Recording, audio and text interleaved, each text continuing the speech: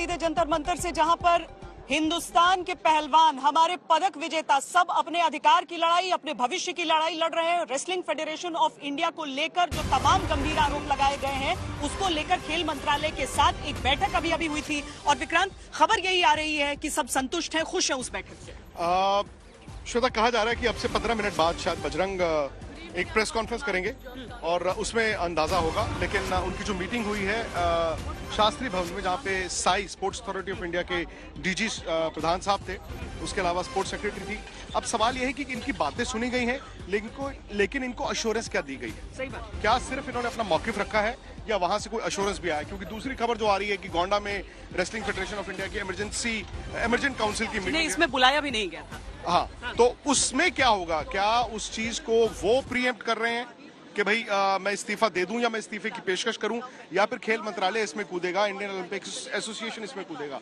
लेकिन ये साफ कर दिया है इन्होंने पिछले 24 घंटे में, जो खिलाड़ी यहां पर बैठे हैं श्वेता, उनमें से देखिए बजरंग, रवि दहिया और साक्षी, ये 3 ओलंपिक मेडल विनर्स हैं। हिंदुस्तान के इतिहास में कितने से आपको ओलंपिक्स मिले हैं? आपको एक समय था जब इंडिविजुअल मेडल जो है ओलंपिक में आप कल्पना नहीं कर सकते थे। रेसलिंग का सोचिए कि जब केडी जाधव ने एक बार जीता था उसके 52 में, उसके बाद आपको इतना लंबा इंतजार करना पड़ा जब सुशील कुमार जीते। बिल्कुल, और रेसलिंग का भी, और मतलब मैं हिंदुस्तान की भी बात करता हूँ, 1980 से 96 तक आपका एक भी मेडल नहीं था। लेकिन सुशील ने वो जो प्रथा स्टार्ट की, बीजिंग, उसके बाद योगेश्वर, उसके बाद देखिए साक्षी मलिक हैं या रवि दहिया हैं या बजरंग पुनिया हैं, आपको मेडल मिलते जा रहे हैं। ये आपका सुनहरा खेल है। अच्छा, आप क्रिकेट पर हमारी ध्यान हिंदुस्तान में ज्यादा रहता है, लेकिन लोग ये भी जानते हैं कि रेसलिंग एक ऐसा खेल है जहां देश का हर इंसान जुड़ जाता है, वो जुड़ जाता है। और इतने बड़े खेल को, अच्छा बात ये भी अनादर हो रहा था खिलाड़ियों का भी श्वेता, ऐसा नहीं है कि आज पहली बार ये बात सामने आई है। ये बंद गलियारों में ये बातें होती थी, खिलाड़ियों ने वक्त ये बोला था। लेकिन हुआ ये है कि शायद बजरंग को उसका कोई नुकसान ज्यादा ना हुआ हो, शायद रवि दहिया को उसका इतना नुकसान ना हुआ हो, लेकिन वो इस बात को अगर समझ रहे हैं कि हम कल को खेल छोड़ देते हैं, लेकिन कम से कम बजरंग ने कल कहा आने वाले भविष्य के लिए हम खेल ही छोड़ देंगे, तो आप अंदाजा लगाइए ना कि एक तो क्या हिंदुस्तान इतना बड़ा स्पोर्ट्स कंट्री है कि जहां पर हम कहें चलो ठीक है रेसलिंग नहीं है तो नहीं है, हम वो नहीं कर सकते। तो खेल से बड़ा ना तो खिलाड़ी होता है ना ही अधिकारी होता है। लेकिन जहां अधिकारी और खिलाड़ी की बात आएगी श्वेता, तो अधिकारी खिलाड़ी से बड़ा कभी नहीं हो सकता। बिल्कुल नहीं हो सकता है। और इसीलिए अगर खिलाड़ी यहाँ पर बैठ के एक बात कह रहे हैं तो उन्हें सुनना जरूरी है, जांच आवश्यक है। कोई सीधा नहीं कह रहा है कि आप सीधा ऐसे कोई भी कदम वैसे उठा रहे हैं। पर यहाँ पर देखिए विनेश फोगाट ने सबसे पहले आवाज अपनी उठाई थी, और कुश्ती पर तो 2 फिल्में बनकर सुपरहिट हो गई थी।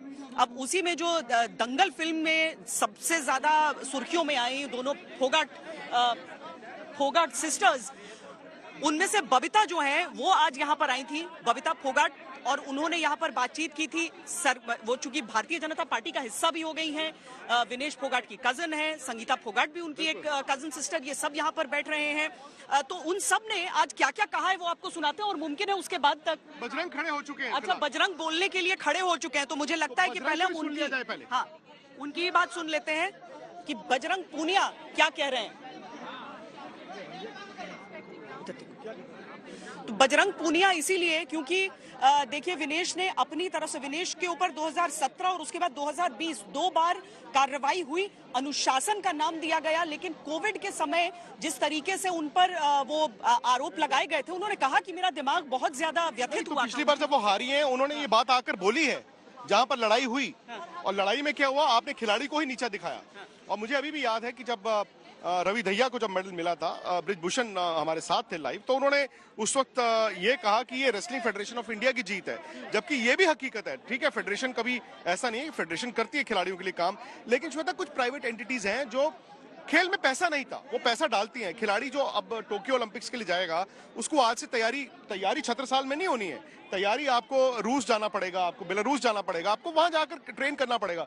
तो इतना पैसा कहां से आता है? या तो टॉप्स की स्कीम से आता है, या जो प्राइवेट, जैसे मैंने कहा, कंपनियां साइन करती हैं प्लेयरों को, वो देती हैं। लेकिन आपने ये किया कि हम उसकी पाइप काट देंगे। आपने कहा कि वो पैसा खिलाड़ियों के पास नहीं जाएगा, वो पैसा संघ के पास आएगा। क्योंकि खिलाड़ी क्या करेगा उससे? हाँ, तो खिलाड़ी यही कहते हैं, या तो आप बताइए हमें कि आप उस पैसे का क्या करेंगे। क्या खेल पर, खिलाड़ियों पर लगेगा कि नहीं लगेगा। तो ये तमाम बातें भी जो थी वो देखिए, बुनियादी चीज होती है जो स्पोर्ट्स अथॉरिटी ऑफ इंडिया की तरफ से भी जो रकम जाती है और खाने पीने के लिए खिलाड़ियों के खर्च किया जाता है, लेकिन जो ये अंतर्राष्ट्रीय कंपटीशन के खिलाड़ी होते हैं उन्हें और अतिरिक्त आवश्यकताएं होती हैं, अंतर्राष्ट्रीय कॉम्पिटिशन्स के लिए वो जरूरतें होती हैं, और उसके लिए जब कोई उद्योग उसके साथ जुड़ता है आपके संघ के साथ, तो उन खिलाड़ियों के पास वो पैसा जाना चाहिए।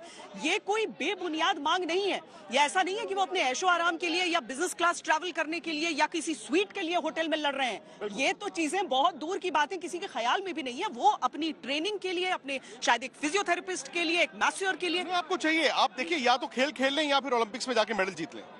अभी तक आप ये करते थे ना, खेल खेल लेते हैं, जितना है उसी से गुजारा कर लेते हैं, लेकिन आप सिर्फ पार्टिसिपेट करने जाते थे। एक वक्त वो भी था श्वेता, जहां पर आप खेलने के लिए जाते थे। आज की तारीख में कोई ऐसा इंडिया का खिलाड़ी नहीं है जो ओलंपिक खेलों में जाता है ये सोचने के लिए चलो यार मेरी पार्टिसिपेशन हो गई। भाई आप जीतने के लिए जाते हैं ना। विनेश के पास भी ओलंपिक का मेडल नहीं है, इनके पास वर्ल्ड कप के मेडल्स हैं, ओलंपिक का मेडल नहीं है। हाँ, तो मैं यही कह रहा हूँ कि मतलब वहां पर अगर आपको बुनियादी सुविधाएं ना मिलती हों या जो आपकी जरूरतें वो आपको ना मिल रही हों, तो कहीं ना कहीं कुछ ना कुछ तो गलत होगा ही होगा। लेकिन ना अब शायद इनकी बातें सुनी नहीं गई। शायद वो इंडियन ओलंपिक एसोसिएशन की भी गलती है, बिकॉज वहां पर क्या होता है, जो ओलंपिक एसोसिएशन है वहां पर भी तो संघों का ही वोट होता है। तो संघ का वोट किसका होगा? उसी का होगा आज जिसके खिलाफ आरोप है। तो वहां पर सुनवाई नहीं हुई। मुझे लगता है कि अब खेल मंत्रालय को भी इसमें कूदना होगा, क्योंकि ये अब देश के सम्मान और मान दोनों की बात है श्वेता। आप देखिए, आपका ये खेल ऐसा ना हो कि ये जो बच्चे यहाँ पे बैठे हैं कल को ये कुश्ती खेलना छोड़ दें, फिर आप क्या करेंगे? क्योंकि सुशील से पहले भी आपके पास रेसलर्स थे, फिर सुशील, योगेश्वर आए, उसके बाद ही बजरंग आए ना, उसके बाद ही साक्षी मलिक आई।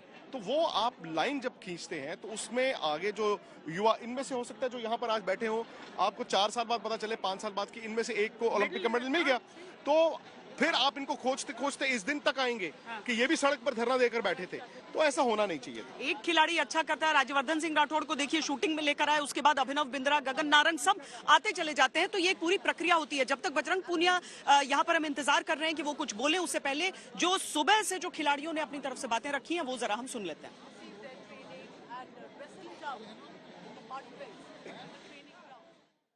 आज मैं इन सब के बीच में पहुंची हूँ सिर्फ इसीलिए क्योंकि मैं कुछ भी होने से पहले एक खिलाड़ी हूँ।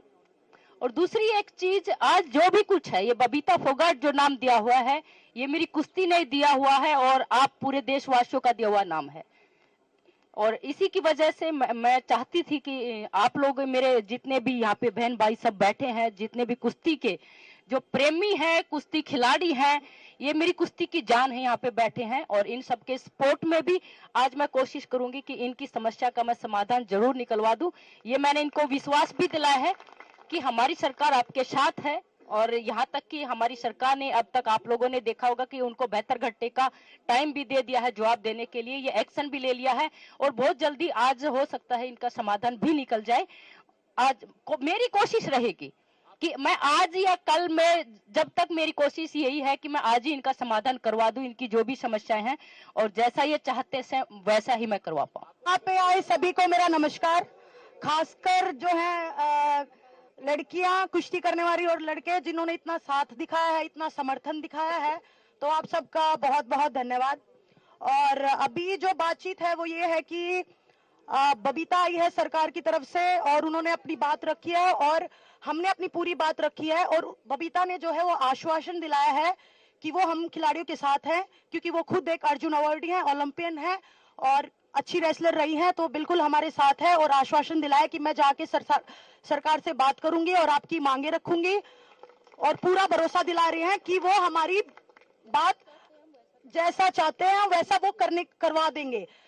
और सबसे इम्पोर्टेंट बात यह है कि हमारा ये धरना जब तक चालू रहेगा, जब तक सब कुछ क्लियरिटी भी नहीं आ जाता, चाहे वो आज तक हो, कल हो या 10 दिन तक चले, पर हमें बबीता पे पूरा भरोसा है कि वो हमारा साथ देके सरकार तक हमारी सारी मांगे जो है पूरी करवाए। हमारे साथ इतना कुछ हुआ है सीनियर में आने के बाद, तो जो सीनियर के हमारे जो पहलवान हैं जिन्होंने आवाज उठाई है, उनके साथ पिछले 8-10 साल में कितना कुछ हुआ होगा, आप वो सोच सकते हैं। मतलब उन्होंने कितना कुछ सहा होगा। हर एक चीज का एक अंत आता है। आप कितना भी पाप करेगा, आपका पाप का घड़ा भरेगा। तो आज वो पाप का घड़ा उनका भर चुका है। और चीज का अंत आ चुका है। तो और भी जितने भी पहलवान हैं जो नहीं पहुंच पाए हैं यहाँ पे, वो भी सपोर्ट करें। और हमें मतलब फेडरेशन ये है जो मतलब जो भी व्यक्ति हैं फेडरेशन में, हमें उनमें से एक भी व्यक्ति नहीं चाहिए, हमें पूरी फेडरेशन का खंडन चाहिए, क्योंकि सब लोग फेडरेशन में भ्रष्ट बैठे हुए हैं।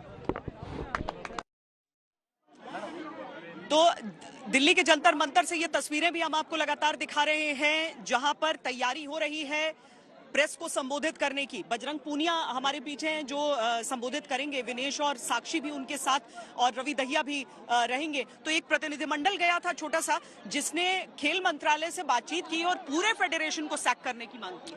पूरा फेडरेशन मतलब सारे के सारे राज्य संघ, क्या आप हर राज्य में एक अलग अधिकारी लेकर आना चाहते हैं? क्या आप प्रक्रिया को बदलना चाहते हैं, या आप ये चाहते हैं कि wrestling federation of India ad hoc committee बनाई जाए? तो इस पर डिपेंड करेगा। मुझे लगता है बजरंग शायद एड हॉक कमेटी की बात करेंगे कि एक ऐसी एड हॉक कमेटी बनाई जाए। फिलहाल जो जब तक जो कॉन्स्टिट्यूशन है, जो आपका संविधान है, उसके तहत नई प्रक्रिया के हिसाब से आपकी नया संघ ना चुना जाए, तो एड हॉक कमेटी में आप ये चाहेंगे कि कुछ रेसलर्स भी हों, शायद कुछ उसमें पुराने रेसलर्स की भी बात की जाएगी। मुझे लगता है कि कुछ इस तरह की बात होगी, क्योंकि श्वेता ये साल इंपॉर्टेंट है। आप ये नहीं कर सकते कि ठीक है एक इंसान चला गया, चलो जी बाकी चला लेंगे। आपको एशियन खेल हैं, पता नहीं इस साल एशियन गेम्स होंगे नहीं, वर्ल्ड चैंपियनशिप्स हैं, उसके बाद आपको, मैं तो कहता हूँ सबसे बड़ी बात है, अगले साल जो आपको पेरिस ओलंपिक्स हैं, उसके लिए बहुत ज्यादा वक्त नहीं है। तो इसमें आप 5 महीने भी अगर बर्बाद कर देंगे, ये खिंचातानी में नुकसान है आपका, बहुत बड़ा नुकसान हो जाता है। हम बार बार इस चीज को रिपीट कर रहे हैं ताकि आप संजीदगी समझिए। एक दिन की ट्रेनिंग मिस होती है, एक खिलाड़ी 9 दिन पीछे चला जाता है, 9 दिन का नुकसान। और उस हिसाब से अगर एक दिन को आप जोड़ते हैं, एक पहलवान हो चुका है मतलब ऑलरेडी, कल और आज को मिलाकर आप 18 दिन का आपका जो अभ्यास है वो जा चुका है। एक पहलवान के लिए उसका खुराक कितना इंपॉर्टेंट है, उसकी सेहत कितनी इंपॉर्टेंट है। यहाँ पर अगर वो मैट पर कुश्ती लड़ने की जगह मैट पर धरने पर बैठे हैं, तो आप समझ लीजिए कि स्थिति कितनी गंभीर हो जाती है। और जो अंतर्राष्ट्रीय फेडरेशंस हैं, वो भी अगर इसकी तरफ ध्यान देंगे तो बहुत ज्यादा पशुपेश की स्थिति हो सकती है। अब नारेबाजी भी यहाँ पर शुरू हो गई है, मेज लग गया है, कुर्सियां लगने वाली हैं, माइक वहां पर रखे जाएंगे। जो प्रेस कॉन्फ्रेंस है, जिसमें आपके जो विनेश हैं या साक्षी हैं या बजरंग हैं, रवि दहिया हैं या दीपक पूनिया हैं, ये आकर बताएंगे कि मीटिंग में हुआ क्या और इनको अश्योरेंस किस चीज की दी गई। जैसे मैंने कहा श्वेता, बात आ जाती है कि आप एक चीज की मांग करते हैं कि इसको हटाएं, लेकिन आपको ये भी बताना पड़ता है कि इसको हटा के आप चाहते क्या हैं। जरूरी नहीं है कि हर बात इनकी मानी जाएगी। जो आपके खेलों का, जैसे मैंने कहा, जो संविधान है या कॉन्स्टिट्यूशन है, उसके हिसाब से आप चलेंगे। आप ऐसा नहीं है कि अगर एक खिलाड़ी ने कह दिया कि नहीं इसकी बजाय उसको रखो या इस तरह से करो, वो नहीं होगा। तो इंटरिम में देखा जाए तो एक एड हॉक कमेटी की आप आमतौर पर इस तरह के हालात में मांग करते हैं कि एक एड हॉक कमेटी हो, जिसमें सरकार का एक नुमाइंदा हो, एक रेसलर्स में से एक नुमाइंदा हो, संघ में से कोई नुमाइंदा हो, जो इंटरिम तरीके से। क्रिकेट में भी तो मिक्सचर हो रहा है ना, खिलाड़ी भी होते हैं उसमें और एडमिनिस्ट्रेटर्स होते हैं जो प्रशिक्षित एडमिनिस्ट्रेटर हैं। ऐसे नहीं कि कोई नेता आ जाए। नेताओं को हटाने की मुहिम तो लंबे समय तक चलती रही थी। हाँ, लेकिन मेरा ये मानना है कि श्वेता, नेता हो या ना हो, उससे कोई फायदा नुकसान नहीं है। अगर नेता अच्छा है तो कोई नुकसान नहीं है। एनकेपी साल्वे नेता ही थे। उन्होंने 1983 में ये तय किया ना कि हम इंग्लैंड से वर्ल्ड कप लेकर आएंगे। उनके साथ 2 यंग एडमिनिस्ट्रेटर्स थे, आईएस बिंद्रा और जगमोहन डालमिया, वो ले आए। लेकिन क्रिकेट बोर्ड ने उसके बाद तरक्की की।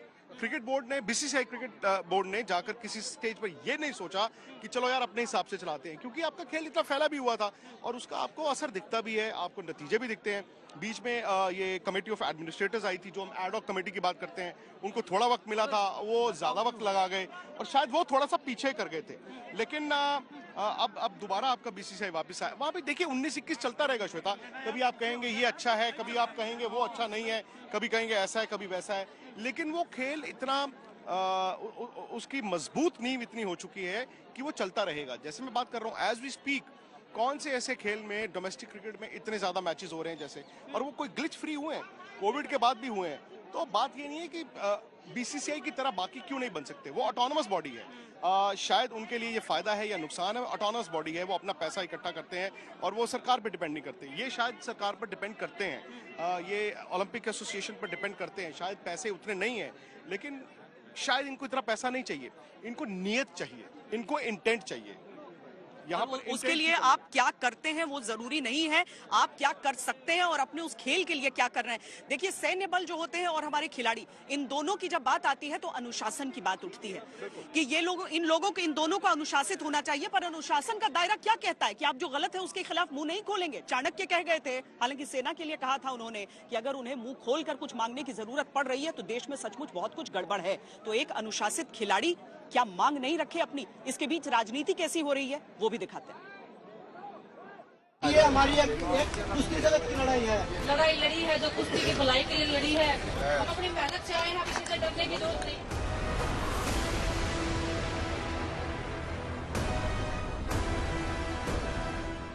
देश को मेडल दिलाने वाले खिलाड़ी धरने पर बैठे हैं। उनके मन में कुश्ती महासंघ को लेकर कई सवाल हैं, नाराजगी है और जुबां पर आरोपों की लंबी फहरिस्त है। लेकिन सबसे संगीन है यौन शोषण का आरोप, सीधा महासंघ के अध्यक्ष पर और उनके करीबियों पर। लेकिन महासंघ के अध्यक्ष सारे आरोपों से इनकार कर रहे हैं। जो कोचेज होते हैं वो खुद लड़कियों का शोषण करते हैं, महिला कोचों के साथ में बुरा बर्ताव करते हैं। ये बात आप जी, कह रही हैं। कुछ कोचेज हैं जो फेडरेशन के खास हैं, जो खुद शोषण करते हैं, महिला कोचों के साथ में गलत व्यवहार करते हैं। उसकी मैंने आवाज उठाई है इस बार, और उसके बावजूद भी वही चीफ कोच नेशनल कैंप में लगाए गए हैं। हाँ जी, जी जी जी जी जी। एक आपने कोचेस की बात बोली, दूसरा और जी डिमांड, और वही कोचेज जो कैंप में लड़कियां होती हैं उनके साथ में बातचीत करवाते हैं लड़कियों की, शोषण करवाने के लिए ही। और अध्यक्ष जी ने खुद पता नहीं कितनी लड़कियों का शोषण किया है आज तक। अध्यक्ष का कोई बहुत लोभ नहीं है, वैसे भी मेरा कार्यकाल पूरा हो रहा है, 3 बार मैं रह चुका हूँ, मुझे अध्यक्ष का कोई लोभ नहीं है। और अध्यक्ष मैं मनोनीत नहीं हूँ, मैं चुनाव लड़ करके जीता हूँ और लोगों ने वोट दिया है। तो हमें कुछ भी निर्णय लेने के पहले जिन लोगों ने मुझे बनाया है उनसे भी बात करनी पड़ेगी। फिर खिलाड़ी ये जो ये खिलाड़ी कर रहे हैं, इनकी संख्या 1% से भी कम है। और ये केवल ये फेडरेशन के नियम कायदे नहीं है, ये आग काफी दिन से सुलग रही थी और इसको सुलगाया गया है। कुश्ती महासंघ के अध्यक्ष ब्रजभूषण शरण सिंह बीजेपी के सांसद हैं, लिहाजा मामले को लेकर सियासत भी तेज है। कांग्रेस की महासचिव प्रियंका गांधी ने ट्वीट किया और जांच की मांग की। उन्होंने लिखा, हमारे खिलाड़ी देश की शान है, विश्व स्तर पर अपने प्रदर्शन से वो देश का मान बढ़ाते हैं। कुश्ती फेडरेशन और उसके अध्यक्ष पर खिलाड़ियों ने शोषण के गंभीर आरोप लगाए हैं। इन खिलाड़ियों की आवाज सुनी जानी चाहिए, आरोपों की जांच कर उचित कार्रवाई की जानी चाहिए। कांग्रेस के जयराम रमेश ने भी बीजेपी पर निशाना साधा। उन्होंने ट्वीट किया, कुलदीप सेंगर, चिन्मय आनंद, बाप बेटे विनोद आर्य, पुलकित आर्य और अब ये नया मामला। बेटियों पर अत्याचार करने वाले बीजेपी नेताओं की फहरिस्त अनंत ही है। क्या बेटी बचाओ बेटियों को बीजेपी नेताओं से बचाने की चेतावनी थी? प्रधानमंत्री जी जवाब दीजिए। प्रधानमंत्री जी, बेटियों पर अत्याचार करने वाले सारे भाजपाई ही क्यों होते हैं? सरकारों की चुप्पी देश के हर नागरिक के दिल में चुभ रही है, चाहे वो भारत सरकार हो, चाहे वो हरियाणा सरकार हो। हमारी मांग है कि तुरंत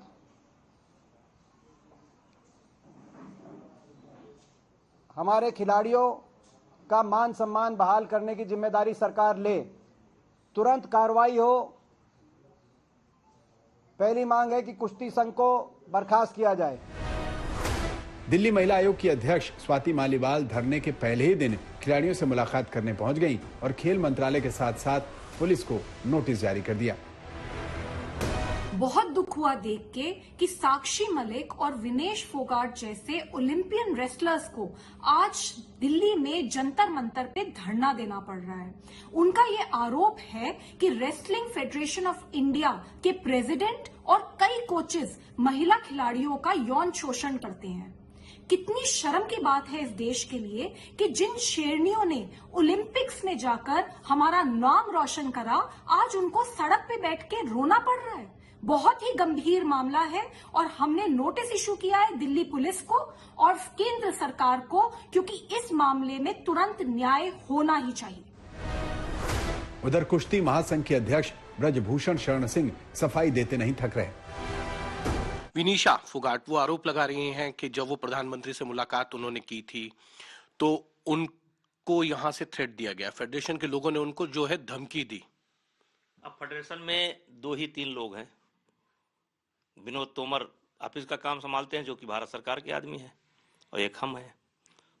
तो हमने तो कभी धमकी दी नहीं और तोमर जी ने कभी धमकी दी नहीं। अब कौन धमकी दिया, उनको डिस्क्लोज करना चाहिए था, FIR कर देना चाहिए था। मामला कुश्ती के अखाड़े का है, लेकिन अब सियासी अखाड़े में भी जोर आजमाइश शुरू हो गई है। हिमांशु मिश्रा के साथ आज तक ब्यूरो।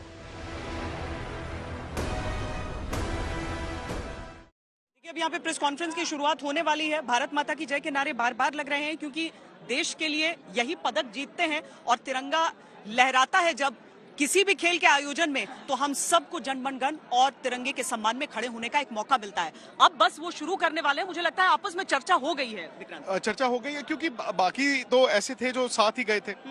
एक रवि नहीं थे वहां पे, एक दीपक पुनिया नहीं थे वहां पे। दूसरी बात ये भी है कि योगेश्वर वाहिद ऐसे रेसलर हैं प्रोमिनेंट, जिनके पास ओलंपिक का मेडल है, जो यहाँ पे दिखे नहीं है। एक सुशील तिहाड़ जेल में, लेकिन ये पता चला है श्वेता कि उन्होंने यहाँ से जब उनसे बात हुई कि संघ के बारे में, तो उन्होंने भी कहा है कि ठीक है। देखिए विक्रांत, जिस तरह से यहाँ पर अब सारे खिलाड़ी हैं, सारे पदक विजेता हैं, जो कि चाहते हैं कि कुश्ती को जिस तरीके से भारत में चलाया जा रहा है वो चीजें बदलें, ताकि हमारे देश के जो भावी खिलाड़ी हैं उन सब का भविष्य बदले। बस ये प्रेस कॉन्फ्रेंस अब किसी भी पल शुरू होने वाला है। हम आपको ये भी बताएं कि अलग अलग खेलों के खिलाड़ी भी, अलग अलग राज्यों के खिलाड़ी, वो सब यहाँ पर पहुंचे हैं समर्थन अपना देने के लिए। आप भी कबड्डी खेलते हैं भारत के लिए और पहुंचे हैं रेसलिंग के समर्थन के लिए? क्योंकि डेफिनेटली, क्योंकि ये एक स्पोर्ट्स की बात नहीं है, बात है सही की और गलत की। क्योंकि आज इनके साथ और कल न किसी और बच्चे के साथ होगा। तो हम नहीं चाहते कि भैया ये आज एक जो हमारे चैंपियन है, जो ओलंपियन चैंपियन है, विक्रांत भाई से मेरी बात हुई, अगर ये रोड के ऊपर आ रखे हैं, जिनको ये मेडल जीत करके आए, जिनको हमने पलकों के ऊपर रखा था, और वो आज इतने सर्दी में रोड के ऊपर बैठे हैं, तो डेफिनेटली कोई छोटी बात नहीं है। कोई छोटी बात नहीं है, और इस पर कम से कम जांच शुरू करके निष्पक्ष कार्रवाई की आवश्यकता है। आज तक HD, सबसे तेज, सबसे ज्यादा।